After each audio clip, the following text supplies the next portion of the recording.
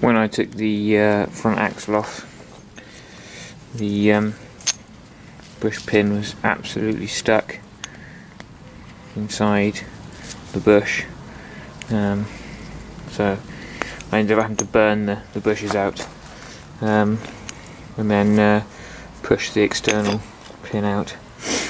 So, sorry, the external outer of the bush.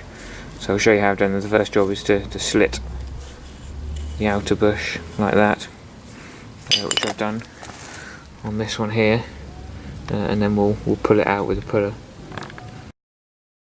So this is the arrangement for pulling out the bushes. I've got a 20mm socket, a big washer, a bit of 3/4 inch studding, a kind of bit of thick wall tube that I had, and a plate and a nut on the back. So it's just a case of doing it up and pulling it through. I also wedged it up with a bit of a pry bar in there to help proceedings. So installing the new bushes is very similar to taking the old ones out. I'm just using the plate and a bit of studding and the socket to push it back in again, with the spring jammed up to make life a bit easier. While I've got the steering relay out, I'm just going to fill it up with oil. So the easiest way of doing this is to get a syringe, take one of the bolts out and just squirt it down into the bolt hole until it starts making its own way out. Next job on the list is to look at the steering box.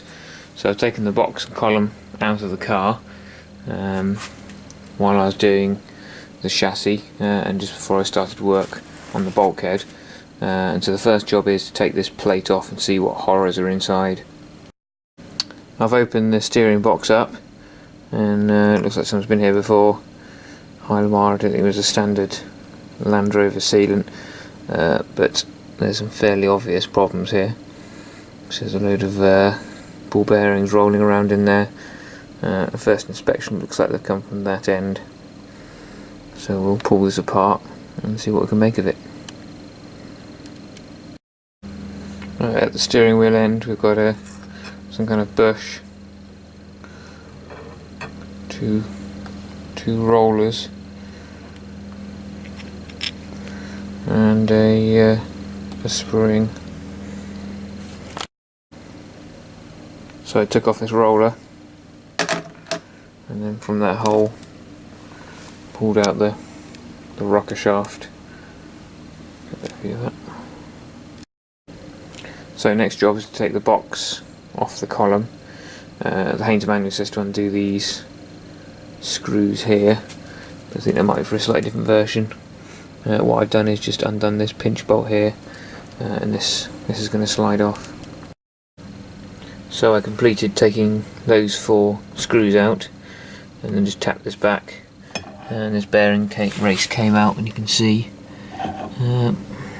well, no bearings came out, which is slightly worrying.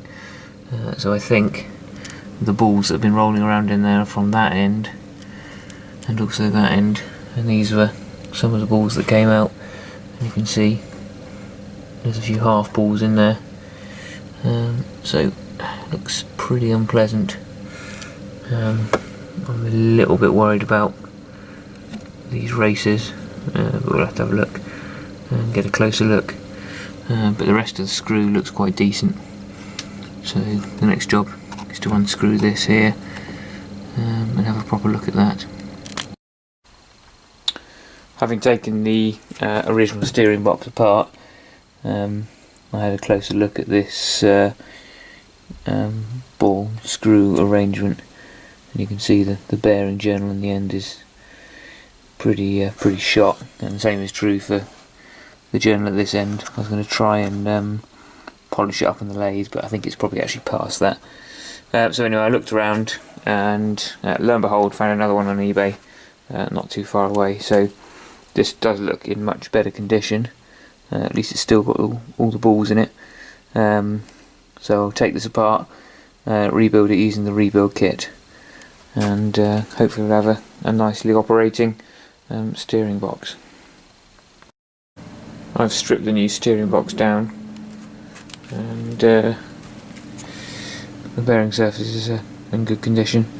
The worm isn't quite as nice as the other one, and there's a bit of pitting in the middle here, but I think I'm just going to have to live with that really.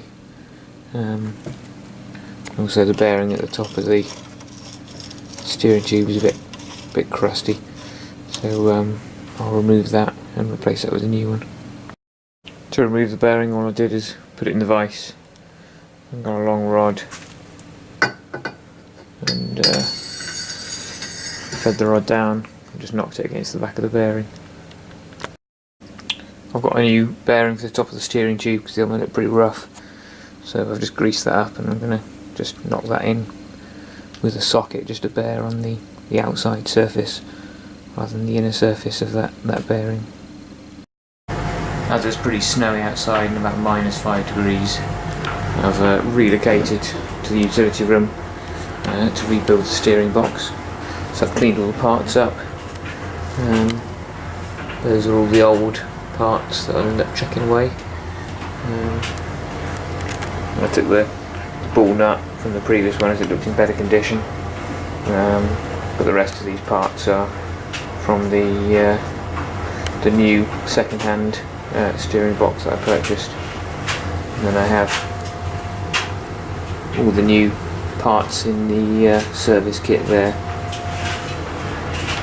So the only job I've already done so far is to put a new O-ring in there. So the next job is to load up the top bearing with nuts, with balls rather.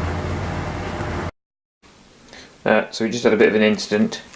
I was trying to just test fit that on the new bearing, and the inner diameter there was just far too tight on here, and even though I was only tapping it very gently with the end of a soft mallet, it managed to break the bearing up.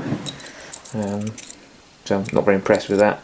That's not a great bit of not a great spare part there really. So thankfully I still had the old bearing, so I washed the old bearing out, re-lubricated it, and actually, to be honest, it feels better than the new bearing, and it's a sensible fit on the end of that shaft. So we're going to carry on with the old bearing cleaned and lubricated, and carry on with the build. And it's looking pretty grim outside, so I'm glad I'm in here and not in the shed. The inner column's set up in the outer column, which is held in the vise. The gasket is located, or greased on, and the top set of bearings are in the race, held in by grease. Now is the basically impossible task of trying to get the housing on, and that nut with the balls that are in there held in with grease. I'll probably do this off camera because I'm not sure I can do it with just one hand. I've got the assembly together. I guess it took me about 20 minutes to fumble around with all the various balls to get it all together. It wasn't actually quite as bad as I was expecting, but it is a real pain. So yeah, it's good to do it in a nice, warm, clean environment. So I put some Hylamar on the bottom, and then we'll stack the original set of shims in and see what it feels like when we tighten the bolts up. The assembly's tightened up now, but it feels a little bit tight to me. There's certainly no end float, which is good, but it's quite stiff to turn, so I think I'm going to rescue a shim from the other box and we'll fit that just to give it a little bit more, a little bit less preload. I've scavenged the shims from the other steering box, so just double check the size, and they're both 100 thou shims, so that's a little bit thick I think based on the preload we've got there, but I'll fit one and see what happens. With the 100 thou shim in place, 100 thou shim, it feels much better. There's no lashing either of the bearings, and it doesn't feel tight. So I've put the yoke in, just greased it and pushed it past the new oil seal, and the roller's in, and now I'll put the cover plate on with the gasket and a bit of Hylamar. So that's the job finished. The cover plate's on. just have to be a little bit careful when you put that cover plate on that you don't nip the roller, because it's got a close fit to the groove in the back there. But other than that, job went smoothly. Now to put it on the Land Rover. So the steering wheel's in a pretty sorry state. I think it had been painted some time fairly recently. The paint was peeling off, and then the original paint had peeled off as well. So I've wire-wheeled the whole thing down and then sanded, just to take the steps out of any paint ridges that are still in there. So I've given the steering wheel a thick coat of primer and then wet and dried it back. And I've also filled a few of the cracks, particularly around those joints there, just with some body filler, and sanded those back. So after 3 coats of primer, flattened down, and a couple of coats of black, flattened down, and a final coat of black, we have a nice shiny steering wheel.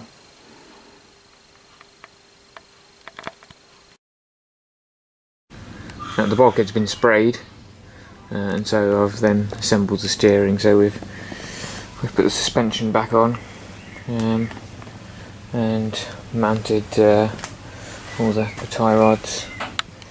As I showed you before, the relay's mounted, and I've put back on the clutch and brake components, and the new steering box is mounted. So we fiddled around a bit to adjust this. I ended up changing the length of this tie, because obviously this is a different steering box. We didn't have the previous position for that drop arm, and there's no indicator on it, so I basically set it up so it meets both end stops now.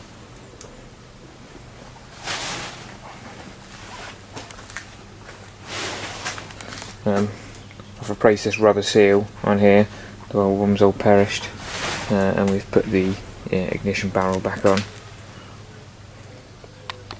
and the pedals are all mounted in place as well.